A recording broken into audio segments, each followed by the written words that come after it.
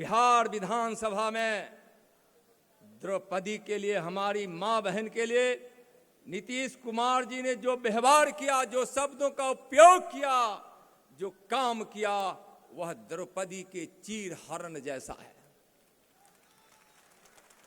तेजस्वी जी, मैं आपसे पूछना चाहता हूं, थोड़ा भी आपको यह गर्व होता कि हम भगवान कृष्ण के वंश में जन्म लिए हैं, तो नीतीश का हाथ थाम कर बोलते, रुक जाओ नीतीश, द्रौपदी का चीरहरण नहीं होने देगा।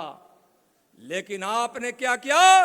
उस दुशासन का साथ दिया। उस दुशासन का साथ देकर आपने बड़ा पाप किया है, बड़ा पाप किया है। बिहार और देश का जदवंशी, दुनिया का जदवंशी आपको माफ नहीं कर सकता।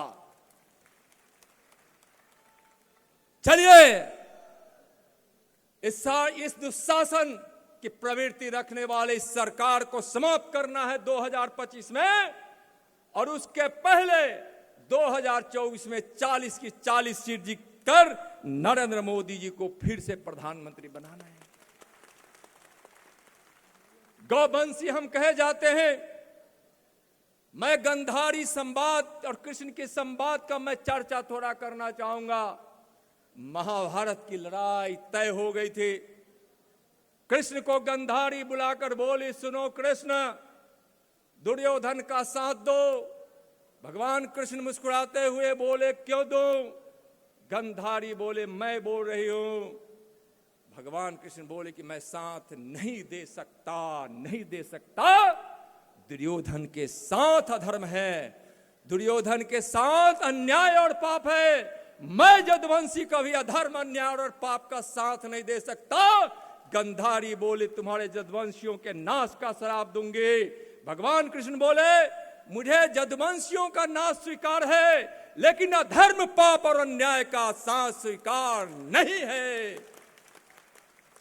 सोचना पड़ेगा, कलयुग है यह। इसलिए आज हमारा क्या कर्तव्य बनता है, हमको सोचना चाहिए।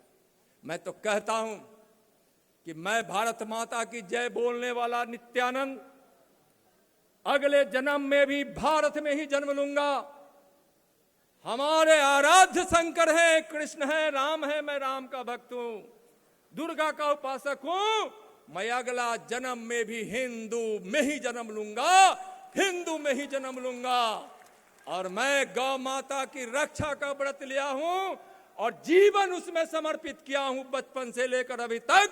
इसलिए अगला जन्म भी मैं जदवंश में ही जन्म लूंगा और किसी ग्वाला और ग्वालिन के घर आंगन में ही जन्म लूंगा। नीतीश जी, आप सोचिए, कसाई खाना खोलवाइए। भारतीय जनता पार्टी की सरकार बिहार में बनेगी, उसका पहला निर्णय होगा गौ हत्या पर प्रतिबंध लगेगा।